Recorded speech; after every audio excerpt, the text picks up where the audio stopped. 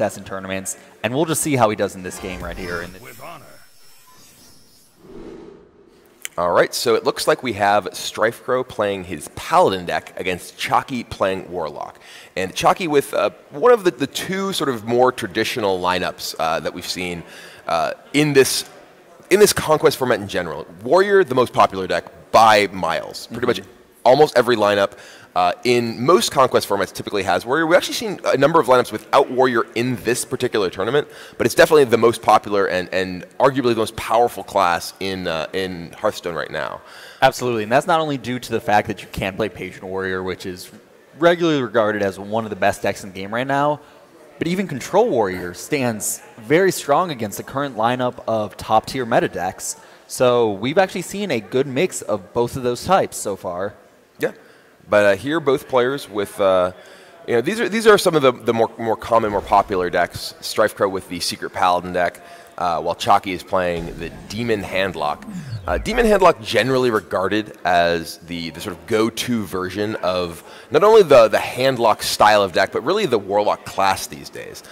We used to see primarily Zoo decks in a lot of tournaments for the Warlock class, but that's largely in particular due to Zoo's weakness against Grim Patron. In many ways, actually just the card Grim Patron itself. In a lot of matchups, Zoo will struggle against, or rather, Patron will punish people with its late game combo burst. But against decks with lots of small minions, just the card Grim Patron can really punish them. But no Grim Patrons here. Now, this is something we actually discussed a little bit yesterday. We see Strifecro actually decided to throw back the Mysterious Challenger in his starting hand. What do you think about that, especially against the fact that he knows he's up against Chakki's Handlock? I mean, I think that in many cases, when you are playing the Secret Paladin deck against a deck like Handlock, you need to actually be able to apply pressure early. Keeping a 6-drop in your opening hand when you're playing an aggressive deck against a deck that is capable of really powerful control elements and really explosive openings like Handlock is, I think is really kind of risky. So I think that Strifecro's plan here is to go on the offense quickly, and he's going to hope to fill out his curve by drawing Mysterious Challenger later on. Now, we see that Chakki does have actually 3 great potential 4-drops.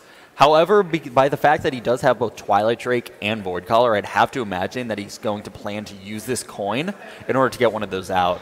But the only issue with that Void Caller is he doesn't have another demon in his hand right now, so it loses a good amount of value as one of those potential big 4-drops. Yeah, Void Caller obviously at best if your hand has Mal'Ganis and no other demons.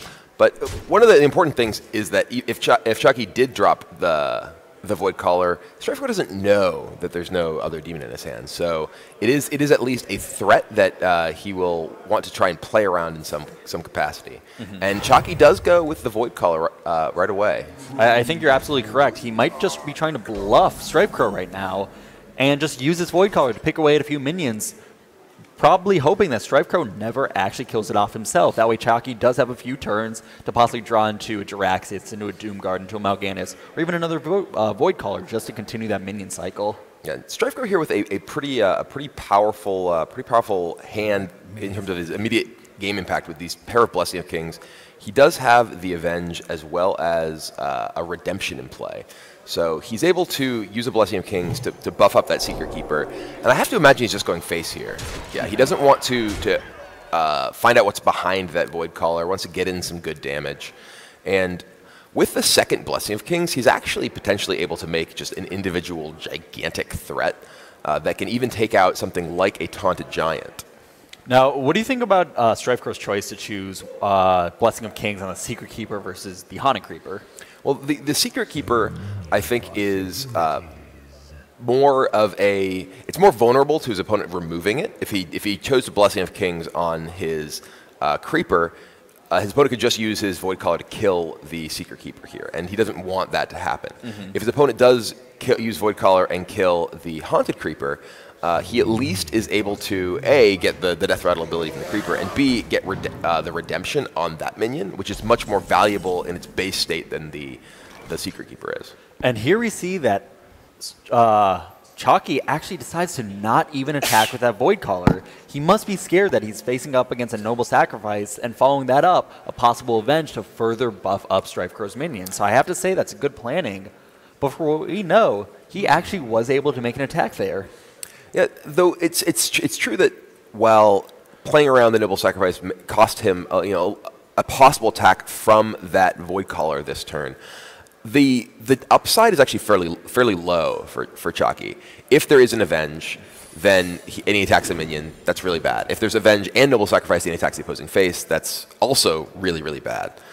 So there's, at best, his upside is he deals 3 damage to his opponent in a matchup that really isn't about that kind of dynamic. Or he kills a Haunted Creeper, which potentially is just going to end up coming back from Redemption and having a Death Rattle effect. So there's a lot that can go wrong. Exactly. And now we see that Strifecro has an 11/8 Secret Keeper. Keep in mind, this is a 1-mana minion that is close to the size of a Deathwing right now. Yeah, that is a very big Secret Keeper. Keeping a whole lot of secrets. That's why its hair is so big. It's full of secrets. So how does Chakki answer this right now? Obviously, he doesn't have Big Game Hunter, which would be absolutely optimal here. He doesn't have Owl either. A lot of handlocks now are actually only running one version of Owl, which in a matchup like that, or in a matchup like this, can be a very crucial card to get back in control. And this is interesting with the ordering of the secrets. The Avenge goes off, brings back or rather buffs the Spider, and then the Redemption goes off, brings back the 2/1. Oh, but Chakki does finds another Sunfury Protector, but he doesn't really have any big minions he can actually get out here to really do anything particularly meaningful. And it looks like he's able to defend himself here for the time being, but right now Strifecro can use that Spider to punch through the Void Caller, which we know is actually not going to bring out anything. There's no Mal'Ganis hiding behind it. And Strifecro will potentially just be able to, if he wants, go for 11 damage to the face. That's a dangerous situation, though. Exactly. And with this top deck from Strifecro, a lot of times you don't want to see secrets. But if this was going to happen, Repentance is the best secret that Strifecro could have asked for right now. So that way, if he does decide to go face here, and Chakki happens to have a Molten Giant, or he ends up going with the Mountain Giant and Taunt, it's going to go to 1 health, allowing his 1/1 minion to burst right through it. And his Secret Keeper just has one more opportunity to connect. Yeah, and Strifecro, paying no heed to the possibility of Molten Giants, he does have that Repentance that he just played. And the Repentance, even if Chakki were to play Molten Giant to taunt up, the Repentance reduces its health to 1. So Chakki needs to play a minion, then play some big thing, and then taunt it up, which he would have to have multiple. He'd have to have something like Ancient Watcher into Molten into Defender of Argus, which he could do, but he has no Molten Giants. So taking a look at what Chakki has in his hand, is there any way to survive this right now? I see there's a possibility of an Ancient Watcher and taunting that up, which would actually trade off with what's currently on the board in terms of at least surviving. But then it just gives Strifecro one more card draw. If he gets a True Silver Champion, it's over. If he gets actually any weapon, it's over. Yeah, and the Repentance on the Giant, this is going to leave Chakki with he's able to taunt up both of these minions. But yeah, anything that can do a damage, that's not it. So the Spiders can take out the big taunt, thanks to the Repentance reducing it to 1 health. Secret Keeper can clear the other. And if he so chooses, he can play, he can make another recruit and play Competitive Spirit. Now, even though Chakki does have double Healbot in his hand, he is out of taunt minions. He needs to pick up a Defender of Argus, which again is going to be 4 mana, which won't be enough. Dark Bomb, that's not going to be enough to deal with this board either. There's no taunt minions, and there's no way to deal with the Secret Keeper. An Owl would be incredible. A BGH would be incredible, but Chakki has neither of those. He has a handful of cards that just can't deal with this giant minion. So it looks like that Strifecro's Secret Paladin is going to take down Chakki's Handlock in this first game of the series. Now, it is kind of surprising. In general, this is a matchup that people generally regard as favored towards a Handlock, just because they have the ability to put down Molten Giants. And without the normal Paladin card of Equality to take it out, which a lot of Secret Paladins actually do not run, it makes it very difficult for a Secret Paladin to get in enough damage to actually finish the opponent off. But with no way to deal with that Secret Keeper, it's kind of funny when Secret Keeper is bigger than the Giants. It is just this enormous minion that took huge chunks out of Chakki's health, and it put Strifecro up 1-0 in this matchup. Now, do you think Strifecro is going to actually go into next game using Secret Paladin again? I have a feeling that he won with the Secret Paladin. Oh, I'm sorry. So no, I'm going to guess that he won't. Okay, this is Conquest, not Last Hero Standing. It's true. It's true. Well, in which case he would have to. That's true. So, moving right along. So it does seem like both players switch up their classes, one because they have to and the other because they want to. Chakki with his Hunter deck and Strifecro bringing out the Druid. So what do you think about Chakki's choice to actually go Hunter? He knows that Strifecro's remaining choices are Druid and Warrior. Do you think he kind of took the risk, really hoping to get the matchup that he has right here and now? Or do you think he was kind of a little scared at the same time? Because you do not usually want to match up a Hunter against a Patron Warrior. I mean, I think that Hunter, mid-range Hunter against Patron is actually, I think, a pretty reasonable matchup regardless. I know that a lot of people feel like the Patron Warrior is a big favorite in a lot of different matchups. I think that Hunter is able to do one of the most important things, which is actually just pressure them. The biggest threat of the Patron Warrior deck is the fact that if you give it time, it's able to assemble all of these pieces of the combo and do these incredibly powerful things. Hunter is a class that puts a lot of pressure on you and keeps you from having that time. And we actually see that Strifecro has the best, or in my opinion, the best card against the Hunter. He has both, actually. Both Darnassus Aspirants. Not only does it give you the wild growth effect, gives you a 2/3 minion that's quite a bit difficult for a Hunter to deal with. Yeah, Aspirant is a huge deal. Exactly. And it has the possibility of actually sucking up that freezing trap, allowing you to get the permanent wild growth off of its effect because the death rattle will never actually trigger. But Chakki does have the perfect answer here with the Eaglehorn Bow. He coins that out, kills the Aspirant, which both removes Strifecro's board presence as well as his additional mana crystal. Now, do you imagine that Strifecro actually just throws down his Darnassus Aspirant again to get eaten up by the second charge of that Eaglehorn Bow? Or do you think he wants to create an opportunity that maybe in the future we'll be able to actually get the ramp effect off of it for more than just one turn? I mean, it's difficult to actually use your Darnassus Aspirant, like find a place in the curve of the way that this game is going to play out from here on that you're going to be able to protect a Darnassus Aspirant. But that, at the same time, I think that it may be in his best interest to actually just clear this web spinner off the board. And I like this play. He's able to use his hero power, preserve his resources in his hand, and kill the web spinner. Then potentially next turn he can play Wrath and Darnassus Aspirant. Even if he did play the Aspirant this turn, it would die, obviously, to the bow. And he doesn't really have any benefit that he's gaining from that. So I think that this is a good use of his turn. Exactly. It does open up a lot of options for the following turn, and it fills out his curve really well, because even if the Darnassus Aspirant does die in this following turn, he can follow it up with the 5-mana Druid of the Claw.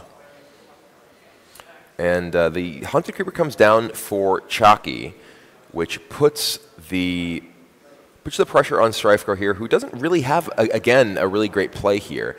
Because his previous Aspirant died, he has no mana acceleration, so he's just at 4 mana. Looks like he's going to go with... He may be looking for more action with this Wrath. Looks like he was mousing over it at least. No, he could be considering the fact that Chakki is going on to 4 mana.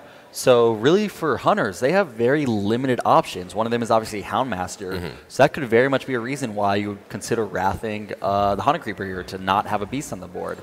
The other option is Piloted Shredder, which would give Strifecro an opportunity to actually use a swipe to clear off the board and only leave the 2 mana thing that pops out of the Shredder. So Strifecro does decide to clear the Hunter Creeper off the board, perhaps out of respect for the possible Houndmaster, as well as use his hero power to clear off one of the spiders. He could have potentially cycled his Wrath and then hero powered down the spider, but he would leave his opponent with 2 of the spectral spiders and would significantly increase the potential damage he was taking. It's interesting because if he had done that, he would have drawn a card. And given the fact that he has 2 swipes in hand, the 1/1 minions are not necessarily super likely to have a huge impact. And we see that Chakki actually ended up picking up the Mad Scientist, which filled out his curve perfectly, allowing him to play the Juggler and another minion to continue just putting pressure on the board, keep forcing Strifecro to answer everything that he has. And here, Strifecro, he has some reasonable options. He could play the Druid of the Claw here. The problem with that is that the Druid of the Claw will just die potentially to the Bow plus Mad Scientist and the Spectral Spider, leaving the Juggler on the board. We know that Chakki doesn't actually have significant amount of threats left over beyond that. So it's possible that the Druid of the Claw would be enough to sort of swing the game back in Strifecro's favor. He could also potentially use his swipe and kill the Juggler and the Spectral Spider, leaving just the Mad Scientist.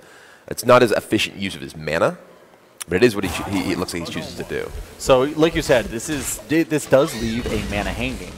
And for the following turns, if he actually wants to throw down the Druid of the Claw, once again, he'll leave a mana hanging, which can make a big effect. So it's really whether or not losing that mana is worth actually wiping them off the board. And Strifecro actually thinks it is in this past turn. It looks like Chakki is debating exactly how he wants to use his turn. He does have that Stampeding Kodo that he got off of his Web Spinner. Kodo is obviously not as incredibly impactful minion as far as its stats for its cost, but I think that just developing some sort of body here feels like it may be a powerful option. That said, he has Freezing Trap. Exactly. And he next turn is going to want to spend his mana playing Highmane. So it's possible that he wants to set up his Freezing Trap here to be ensured that if his opponent does play, say, a big minion of his own this turn, that he doesn't have to throw his own curve off next turn in order to deal with it.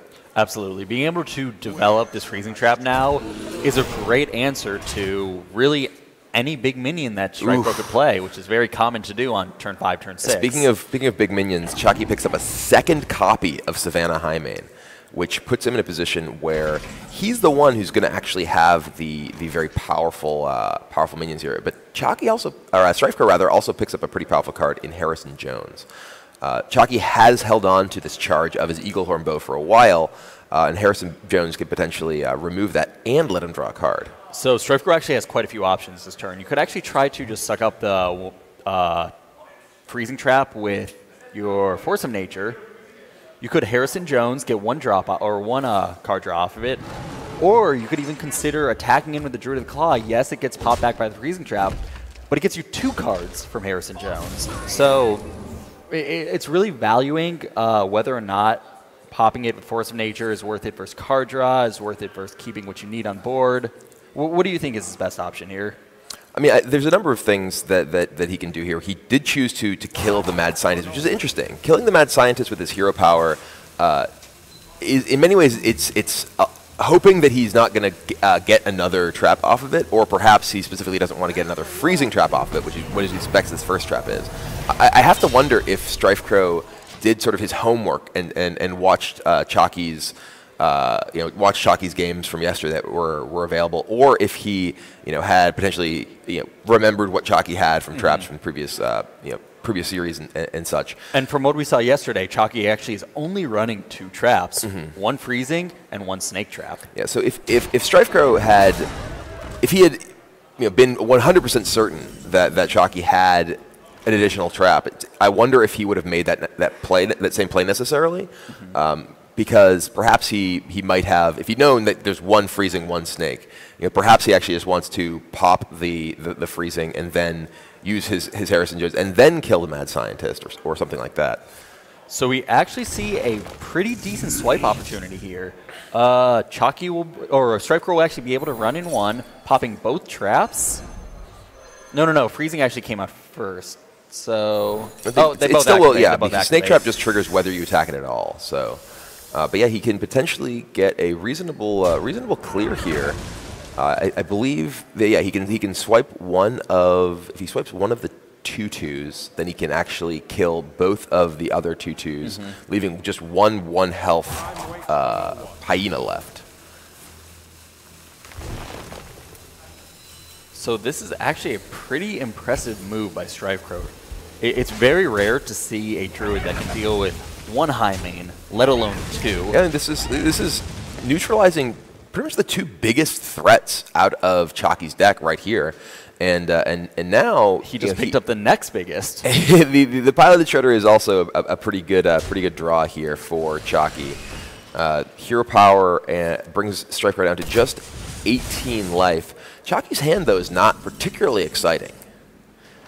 We see Strifecro with a Dr. Boom. He does have combo for turn 9, but he does have to count out the possible damage that could be coming down from Chakki's side. Dr. Boom is obviously an excellent card, but it does run the risk of potentially enabling Unleash the Hounds, which, unfortunately for Strifecro, he doesn't really have any options. He kind of has to go with this play in order to have much of a board presence at all.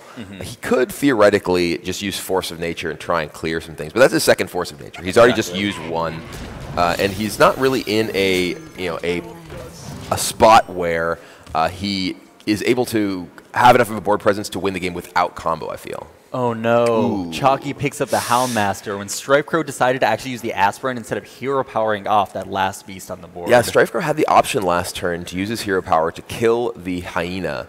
Instead chose to play the Darnassus Aspirant, and now is getting quite punished. Though at the same time, the Houndmaster would potentially enable or rather, the Unleash the Hounds would enable the Houndmaster to have a big impact regardless. So Chakki right now is actually finding it relatively necessary to clear off this board as is, because he knows that... And Kodo value, too. Exactly, and he knows that Strifecro very likely could have the combo in his hand. And with no minions on board, the 14 damage is not going to be enough to actually take this game.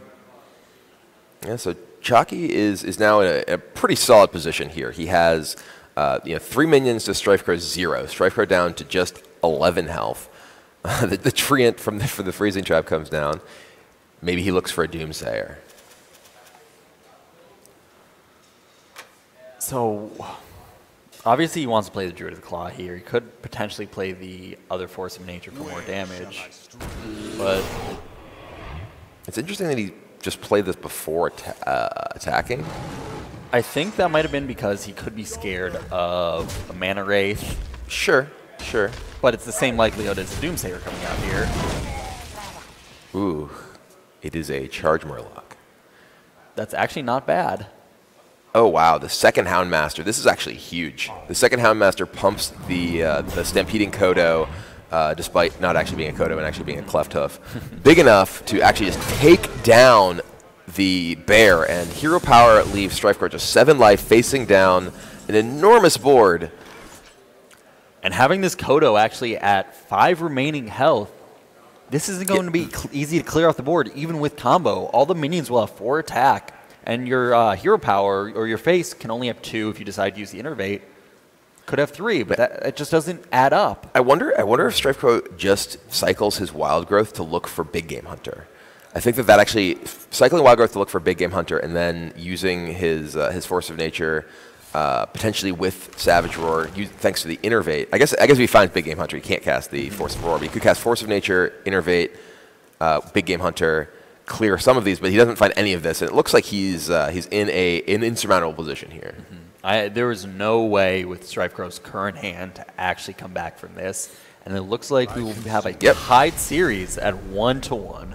So Chakki picks up a win with his Hunter deck, leaving himself with Warrior and Warlock against Strifecro's Druid and Warrior.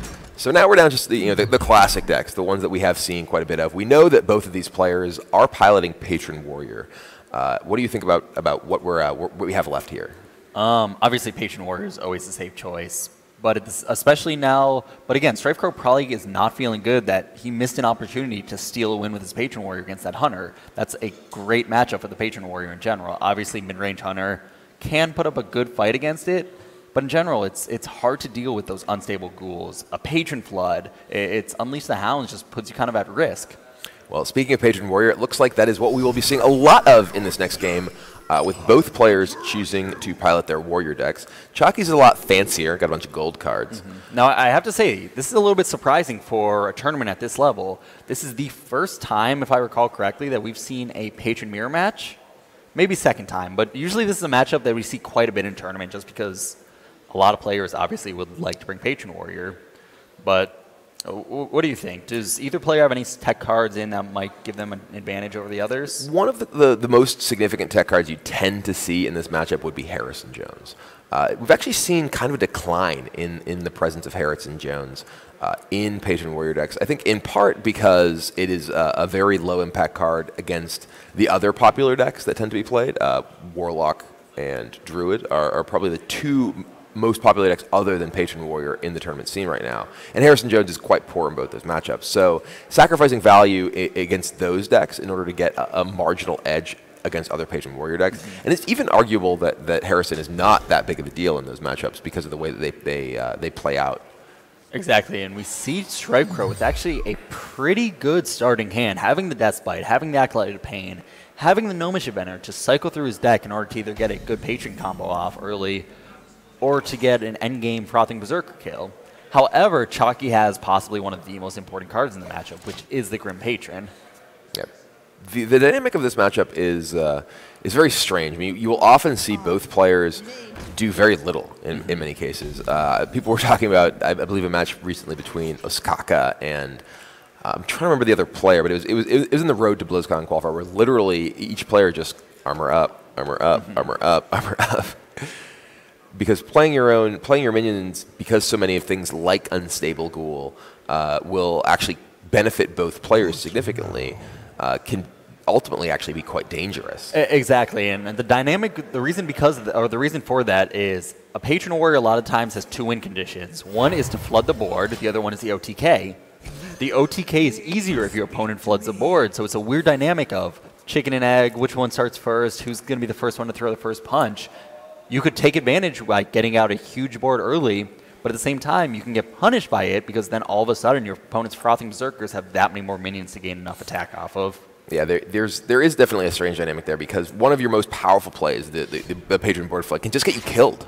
You know, we've seen actually there were a number of interesting games during the Archon Team League Championship where one player flooded the board, or even games where one player flooded the board, was going for the OTK, but roped and just got one turn kills right back. So we see that Strifecro actually decided to use his coin for an Acolyte of Pain to try to coin it out.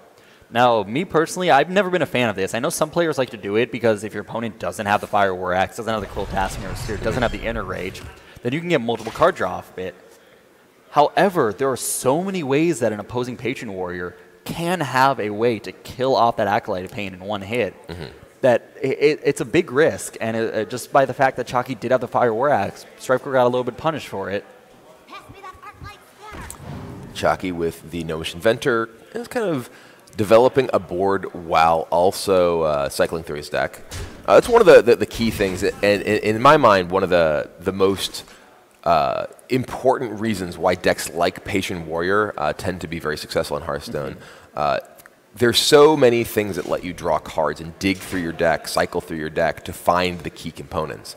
And we see several of them in Strifecro's hand here. We were just talking about Acolyte of Pain. Acolyte of Pain is one of the key cards not only in Patron Warrior but also in decks like Freeze Mage as well. In Patron Warrior, you have so many cards that cycle, as well as cards that can just net a ton of other cards, like specifically Battle Rage. We see in Strifecro's hand. I have to imagine that a lot of the way that he is going to approach this game is to try and enable a big Battle Rage to get him ahead on resources. But at the same time, we've seen a lot of times in the Patron versus Druid matchups where the Patron doesn't even have an opportunity to use that card draw because they are under so much pressure that it makes it very difficult to actually get any of their combos off. So that's one of the ways you can really go about beating a Patron Warrior, is forcing them to use removal, forcing them to actually throw out minions to try to gain board control, never giving them that opportunity to use those combos to draw cards, to actually get into their further damage combos. However, when you're in Patron versus Patron, both decks want to play very slowly. They just want to cycle as fast as possible. I mean, like we were saying earlier, you just have to be careful too. You want to be assembling a large hand of resources optimally, while also setting up Emperor Thaurissan. And when you do that, a lot of, like we're saying, the ways in which you do that are things like Battle Rage, things like Acolyte of Pain. But if you're developing a big board to enable your Battle Rages, or playing your Acolyte of Pains with Deathspite and things like that, you are potentially leaving yourself open to your opponent being able to exploit your board presence with Grim Patron and Frothing Berserker. Now, I have to say I really like Chakki's move here of actually playing out the Acolyte of Pain into the Deathspite, because Generally, Strifecro would have probably wanted to kill off the Gnomish Inventor with the 4 attack due to the 4 health.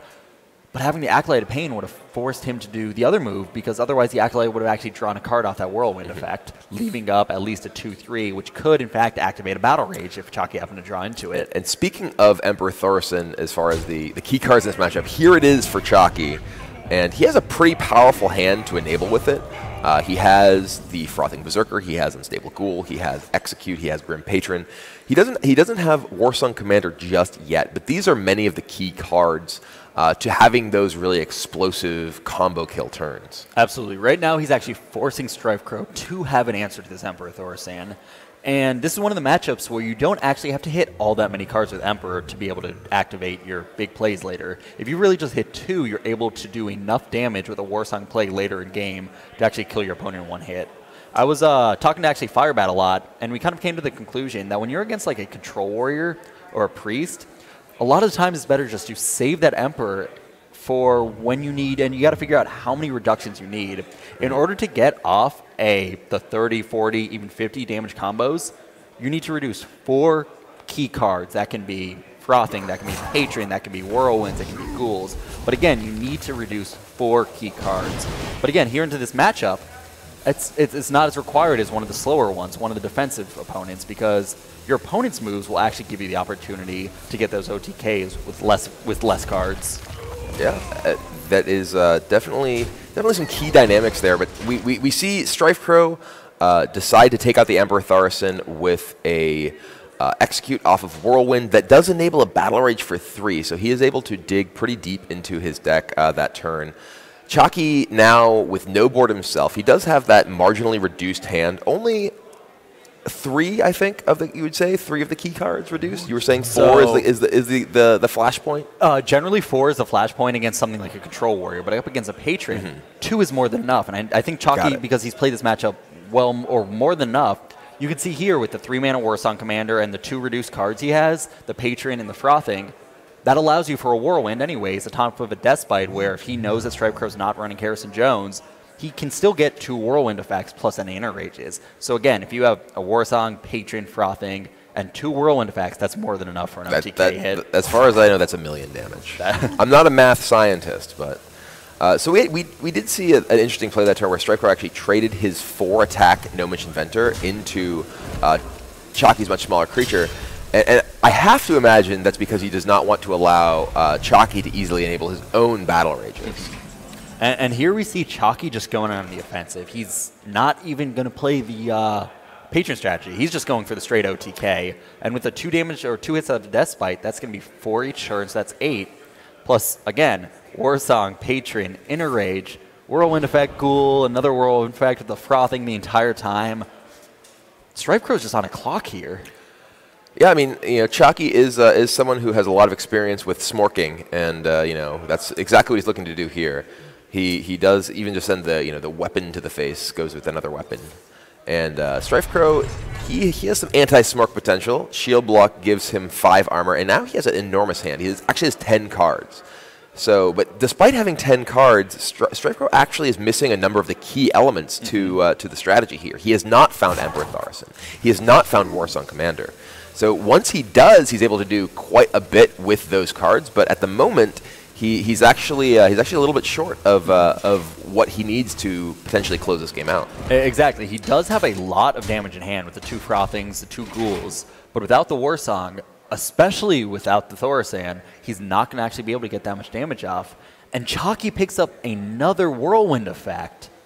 I have to imagine that at this point he's just going face, and he's going to take as much time as necessary to count out all this damage. This is a lot of damage coming up in the next turn or 2. Yeah, I can't count this high. So I have not spent a significant amount of time practicing Patron Warrior. I've played maybe a handful of games with the deck. My tournament experience in ATLC recently, we had Trump and Dog, who both were much more experienced Warrior players than I, who handled that. So when I look at these hands, people are like, oh, well, what can he do? It's like, I don't know. let him figure it out. So one of the best ways to actually count up Patron damage, and it seems like a lot of players actually try to think of like, okay, Patron plus the next Patron plus the next Patron plus the Frothing. Really, in fact, the quickest way to do it is to count at the very beginning how many patrons you're going to have, obviously times it by 3. Take an inner rage, you add, if you're going to have a frothing, plus another 2, obviously, to get the on top of the amount of patrons. And then for every whirlwind effect and every minion you have 1 additional damage. So if you have 2 whirlwind effects and there's going to be 8 minions on the board, you have another 16. So that way you can add That's up the math damage. I can do. That's math I can do. Exactly. Instead of counting up 1, 2, 3, plus 3, plus 2, plus, you actually get to add everything up in chunks, and it actually allows those players to count it up in I think it's 75 or 90 seconds. Dude, my degree is in philosophy and religion. Okay, I can tell you, you know, the cosmic implications of how overpowered Patron Warrior is, and you know, sort of be zen about every time I lose to a 70 damage combo. But that doesn't mean I can count that high. Are there any ethical dilemmas coming about as Chakki is about to end this game in an OTK coming up? I mean, if I were him, I would feel pretty bad about myself just for you know, engaging in such activity, but. Strifecro, this is an interesting play. Strifecro just develops 2 minions straight to the board. He, again, is missing a lot of those key elements we were talking about. He does not have Warsong Commander. He does not have Emperor Thoris. And I think he recognizes that Chakki is going to be potentially just blowing him up, and he wants to try and play a more normal game. But Chakki, I think, has all the tools to just end the game right here. Is 1 whirlwind effect enough, though? I don't know. You're the math scientist here. Actually, it is. So what he's going to actually do is, if he does this correctly, run the patron into the armor smith here to make sure it's killed off the board. So that really, in fact, kind of counts a little bit as another whirlwind effect by the fact that you can get another patron on the board. So normally you would use the second whirlwind effect to get more patrons to do more damage. But here he's going to get a full board of patrons anyways by having that armor smith on the board in the first place. So this is going to be lethal. As long as the rope doesn't burn too quickly.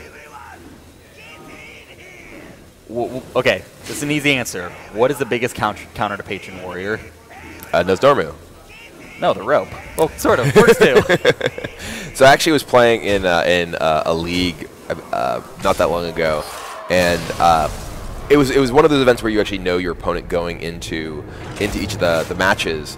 And I was hoping that I would be in a group with Life Coach, so I could just play Nozdormu in every single one of my decks when I was up against him. But unfortunately, he was in the other group. Do you remember when he used to play Sneeds in his handlock deck, and then the one tournament where he actually pulled Nozdormu off of it, and he ended up losing the game completely to Nozdormu?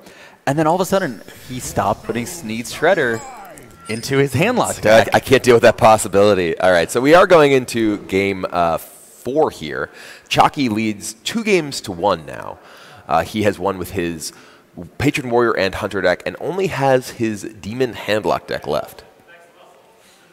So, let's see. Strifecro has obviously a good start with the Starnasis Aspirant, but do you mulligan the rest, or do you rely enough on that Aspirant living a turn in order to get some of the bigger minions you have in your hand out? My inclination would be to keep Darnassus Aspirant and mulligan the rest. You don't have reliable ramp here.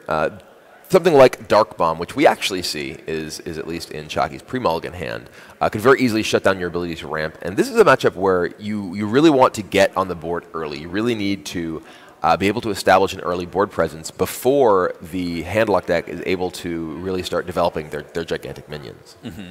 Now, this is actually something that you felt very strong about, how every single game this match, we've seen that mulligan timer go down to 0. Yeah, it's horrible. That's horrible? It's horrible. We just have to wait for no reason.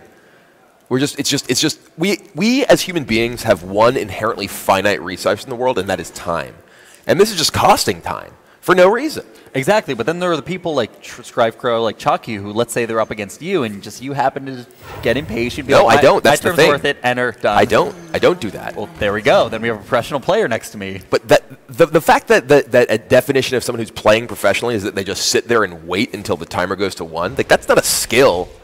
That's not reasonably a skill. Yeah, you have to have faster APM than your opponent to hit enter before them. So I can see that and quickly do your mulligan. But if you have faster APM, then you actually press it faster, not slower. Oh, regardless, we have an actual game going on here. Darnassus Aspirant does get Dark Bombed, and Strifecro now has no turn 2 play. He goes with just Hero Power to the face, And he does have a pretty strong follow-up for the fact that he has no ramp, because he has that Shade of Naxxramas as well as Big Game Hunter, which is clearly one of the important cards in a matchup against a deck with Giants. But at the same time, Big Game Hunter is only effective if Chakki actually has Giants in his hand, which, as we see, he does not. He has the Void Caller into Doomguard, so it looks like Chakki may be playing this more so like a Zoo deck than anything.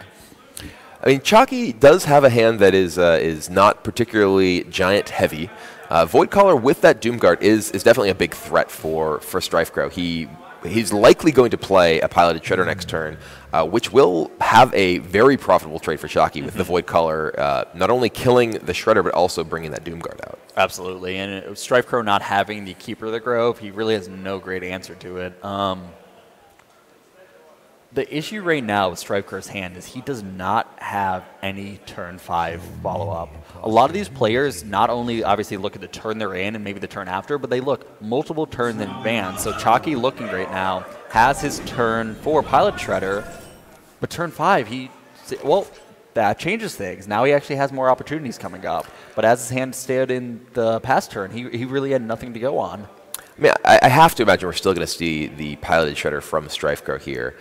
It will match up very, very poorly against that Void Caller plus Doomguard, but the funny thing is that normally the worst case scenario for you when your opponent has Void Caller is that it brings out Mal'Ganis. But we know that Strifecro has the Big Game Hunter in his hand, which actually makes the Doomguard way worse for him.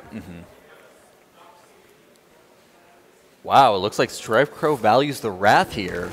Interesting. He's just going to kill it straight up. He doesn't want to potentially sacrifice his Shredder, and this is interesting. So Strifecro, this is going to go very badly for him. Strifecro is a very calculating player, and he realizes that by killing it off now, it decreases the likelihood of Chakki having a demon in his hand at that point.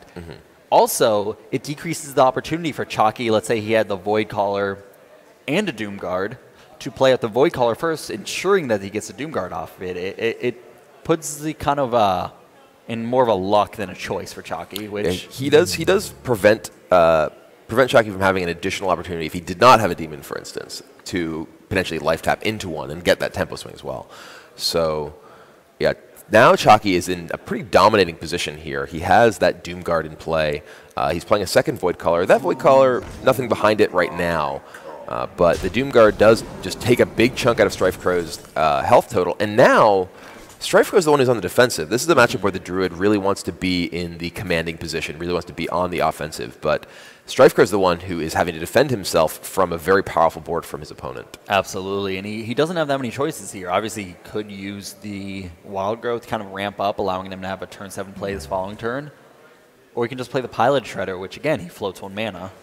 It looks like Strifecro's decided that he really needs to do something here. He needs to actually take the initiative and uses his Shade to kill that Void Caller before he can find another demon, which works out. There's no demon behind it for Chakki, but this poor Shade does have 1 health, which is right in Mortal Coil range. Exactly, and Chakki ends up getting the Lotheb on top of it to fill out his mana curve here and use all of his mana very efficiently to keep throwing out a large board onto Chakki. Yeah, and Lotheb into turn 6 of a Druid is actually quite powerful. Druid has a lot of turn 7 plays, but not a lot of 6 mana plays. And we see that this is actually going to strand the Force of Nature and possibly the Wild Growth in Strifecro's hand, as well as that Wrath. Strifecro has no functional play this turn. He can maybe clear that Lotheb by attacking the Shredder into it and using his hero power. But, I mean, what's he going to do? Play out his Big Game Hunter against a deck full of Giants just as a tempo play? That's just really, really bad for him. Yeah, turn 6 is actually one of those turns that even though Druids do have Emperor Thaurissan and sometimes Sylvanas, in general it's one that Druids actually like to use one of their spells. They can do a Pilot Shredder plus a Wrath, Pilot Shredder plus Wild Growth, they can do a Swipe Wrath, Swipe Wild Growth. It's one of those that fits really well, especially with Force of Natures too, that's the Druids' uses of spell turns. So just by having that Lotheb, it just completely cuts Strifecro's possibilities just away. Yeah, and now, I mean, this is a game that is very difficult for Strifecro to come back in. He was already behind, and he only got to use 2 of his mana on turn 6. And now Chakki is just pressuring him with his Doomguard, which is really, there's nothing that Strifecro can do to really meaningfully contest it. He has Force of Nature, but no Savage Roar even to go with it to possibly try and combo clear most of this board. He can play an Ancient, but Ancient of War actually still dies to Chakki's board, and because he got this one attack minion off of his Shredder, doesn't even threaten to kill the Doomguard immediately. I'd have to imagine to see an Ancient of War here, and possibly even the Innervate Wrath on the 2/3. Just so that what is on board cannot kill the Ancient of War. Sure. It's a reasonable option, but Strifecro chooses not to go with it. Oh, and Chakki picks up Dr. Boom. We do know that Strifecro has the Big Game Hunter, which does give him an answer to Dr. Boom. But not the Boombots. Yeah, but not the Boombots, and that if he is forced to play that next turn, it gives him less mana to actually deal with the rest of what Chakki has on the board already. I have to ask you, generally, are you more scared of the actual Dr. Boom? Oh, God. Oh, dear. That Chakki, is game over. That is actually the game. Chakki just life taps, picks up an Ironbeak Owl, and that is going to be it. So Dr. Boom doesn't even need to make an appearance. Ironbeak Owl unroots in any way the Ancient of War, and it is now 2-1. Chakki. Oh, no. That's wait, the game. Match. That's match. Right. Yeah, Chakki.